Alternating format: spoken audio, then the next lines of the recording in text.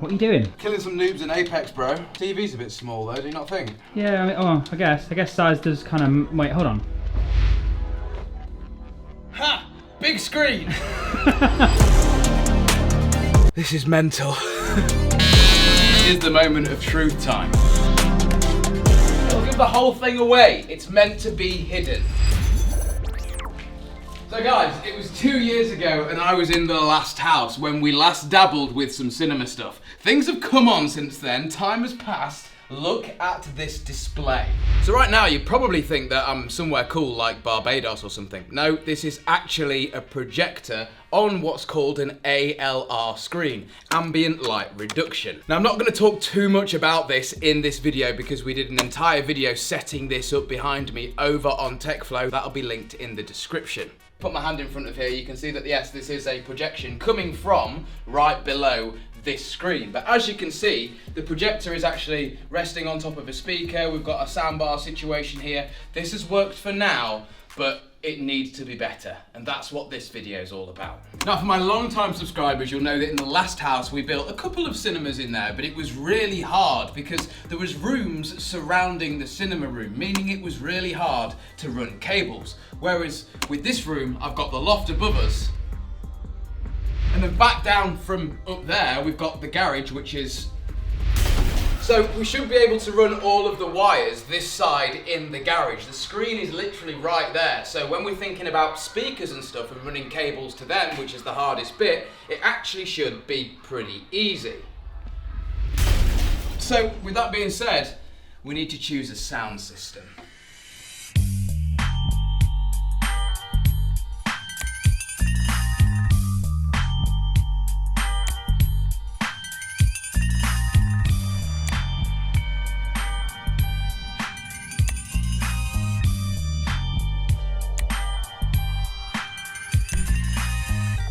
That was weird. Not 100% sure what happened then. I honestly couldn't tell you why, but something's telling me to use this surround sound system. No, the real reason, guys, is why not? I've got all of this stuff here, so may as well use it, right? Now, the problem with a system like this is the very fact that you need a whole load of cables to connect it all together. But as I've already explained to you guys, but honestly, if we couldn't run those cables in the garage, I may as well just use a sound bar that has wireless speakers and subwoofer, because that would be so much easier for basically the same result. Now, because the whole premise of this video is trying to make this cinema kind of invisible, I have literally nowhere to place the center channel. Yes, we could possibly put a floating shelf below the screen, but I'm not really fancying that because we have this ALR screen, and I'm pretty sure audio can pass through said screen. Only problem is this center speaker, and yeah, I don't even think this sound bar either would fit behind the screen. Now, in my kitchen, I actually have these Kef speakers on the wall. They are extremely thin and very high quality. So I'm thinking of getting the center channel version of these speakers, which they do make, and I've found one on eBay. So if that were to be mounted behind the screen, I think that'll be the way to go. Right, I've been putting this entire video off for weeks because of this next thing that I need to do. And it's kind of important.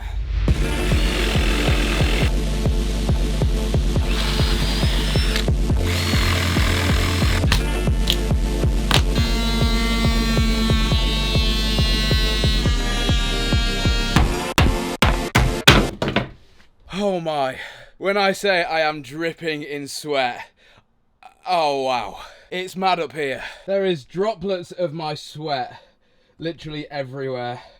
Can't even see. Anyway, we now have a space up here to mount the projector. This is the biggest part of this video, and also I'm really quite nervous about this. Now, I've put a supporting brace in across here because I've taken out some of these lofted floorboards, because you see this light right here. That light is right here, okay? Hear me out. The main goal with this is to try and make this 4K cinema completely invisible, which means, yes, no center speaker on show, but also where the hell are we going to put this short throw projector? Now you can actually buy like media consoles with cutouts for short throw projectors like this. So the projector would sit in a media console. But as you can see, the projector already is a good foot away from the wall. So I'm thinking if this projector is hidden in the ceiling and we cut a small hole just about there. Hello. Maybe, just maybe, we can have this projector hidden away in the loft with a cutout in the ceiling for the projection to pass through. If we can pull this off, it is literally going to be a dream of mine come true. And I'm at the stage where I need to cut another hole in the roof.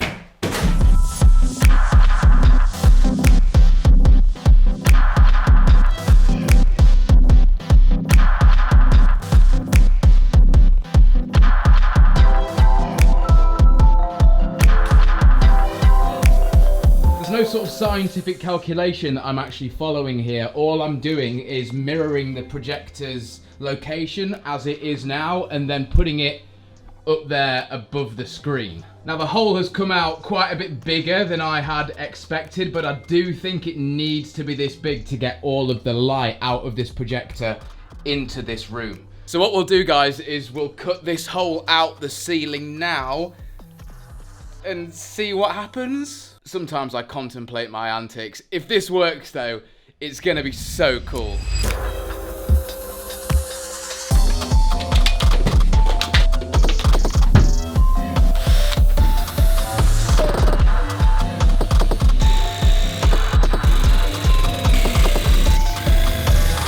That's not too bad. Since I'm covered in shit. Oh, hello. This could work, you know. I mean, I hope it's gonna work. Now, one thing that is really important to do is if you cut any sort of piece out of plasterboard, to keep the piece that you cut out, because this will fit back up there. Should I ever want to take this projector out, I can put that back in and plaster around it, and hopefully you'd never notice. But now, my friends, ladies and gentlemen, is the moment of truth time.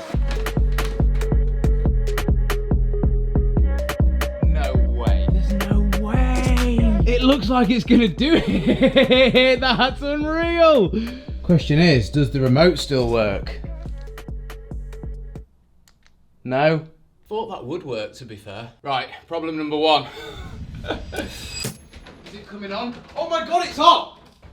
Oh my God, it's on! Oh. Now you may notice that it looks absolutely awful, like I can barely see anything. Believe it or not, that is not a bug, it's a feature. Remember at the start of the video I mentioned that this is an ALR screen. Basically what this screen does is it only accepts light coming at it from one angle.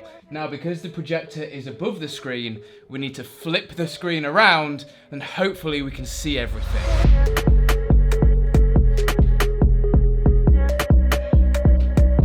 There we go. That actually worked and I can't believe it. Front projection. Front ceiling. Yes! Oh my goodness me. It worked, kind of. Okay, if we open up the correction chart, you can see that we are slightly off with this. However, a little bit of tinkering, and I think we should be pretty good to go, you know?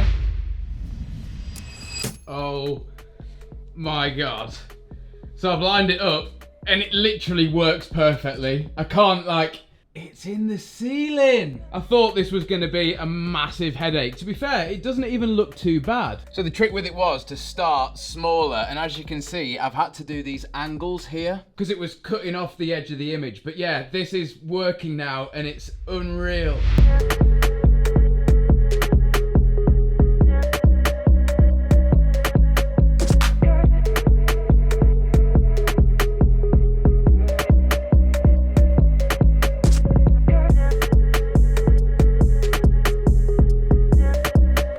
Amazing. I've just discovered that the remote is actually Bluetooth, so it has established a connection now and works perfectly.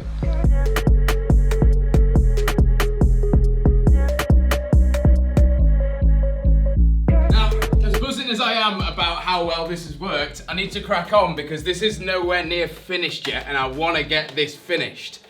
speaker wire. One thing I did just want to mention though is hopefully you can see this evening sun beaming into this room right now, yet you can still absolutely see this projection fine, and that is because of that ALR screen. It's actually rejecting the light that's coming from outside, actually from all angles except from above where the projector is, so that's how it can sort of achieve this. It's really cool tech, and no, this isn't sponsored, but this is sick stuff. I'll put links to it in the description. Warning though, it's not cheap.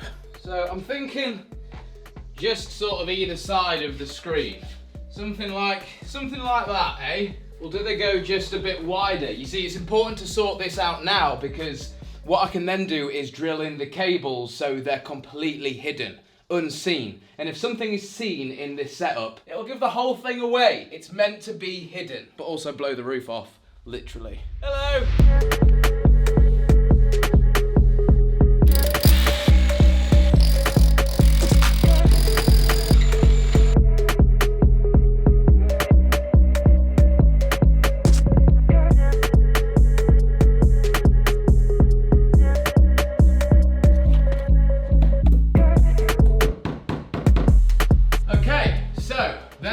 Speaker cables run in the garage. Now, the keen-eyed of you would have probably noticed that I've used standard cable, like power cable for the speakers, and you're probably going to give me some stick for that. Now, I have purchased, in my lifetime, expensive speaker cables. Now, the cables for both the speakers and the subwoofer meet in the middle and then go up into the loft. Now, over my years of listening to sound systems and speakers with loads of different types of cables, I can honestly tell you that it barely makes a difference, like if anything at all. But honestly, change my mind about it. Please do. Let me know in the comments if you've heard a difference in audio quality through the cable that you're actually using. I'd love to hear your thoughts. Right, back into the loft. Let's see if all of this comes on.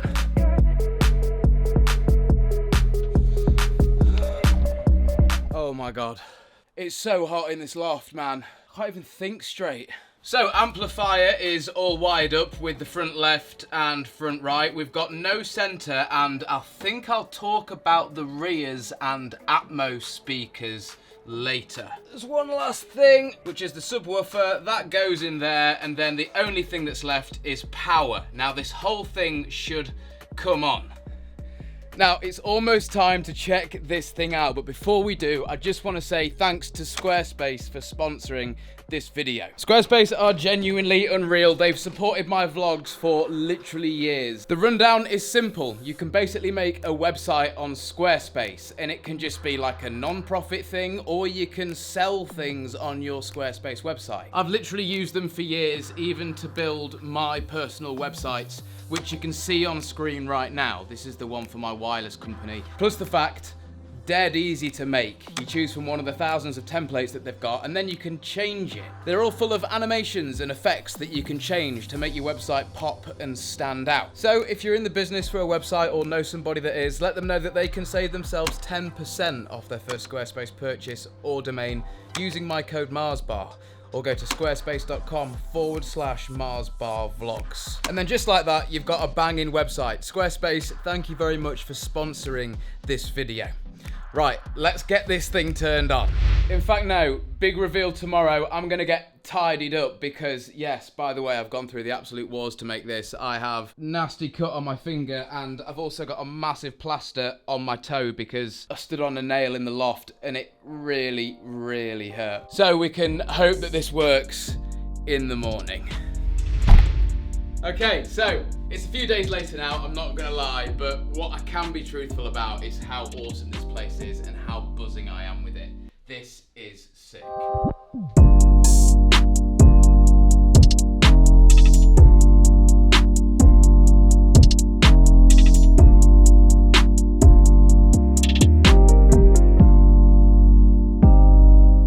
Honestly been one of those projects where right at the start of it I was super nervous because I didn't know if it was actually going to work, and the thing is, to know that, I actually had to do it, and I mean putting the hole in the ceiling. Like, that was such a massive thing to do, because if this didn't work I'd have just been left with a massive hole up here. Hello! And back at square one with no cinema, but we're here with this cinema screen. and it genuinely looks unreal. So for the last couple of evenings, I've been in here giving this thing a rundown, watching some movies and playing plenty of games, and I have to say the entire screen and projection system is nuts, and that is half of the reason as to why this place is awesome. The other half is just how clean and minimal this place is. And one thing I'd like to say is that I've always been into projectors, and I've always shared that love with you on the channel. So my old subscribers will know that I actually built a cinema in my dad's garage. That's got to have been like 10 years ago. Then I built the cinema in the new house, and now we're here with this. And they've just got better and better and better every single time, and I've learned from my mistakes and made it just, well, so clean. My ultimate home cinema, I genuinely couldn't ask for anything better. And I wish that you could come here and experience this with me and see it in person, because the camera probably does it no justice. So like all of these projects that I do, I really want to hear from you guys in the comments, whether it's bad or good. Let me know, because I want to make this thing as good as it can be, meaning that this is not going to be the only episode about this cinema room. So obviously we've got these Atmos speakers which we need to install, and there's a few other bits as well which have actually already arrived, and we're going to start filming very, very shortly. So guys, I hope you've enjoyed and I hope you like it. Mine has been Alex, and I'll see you in the next one. Peace.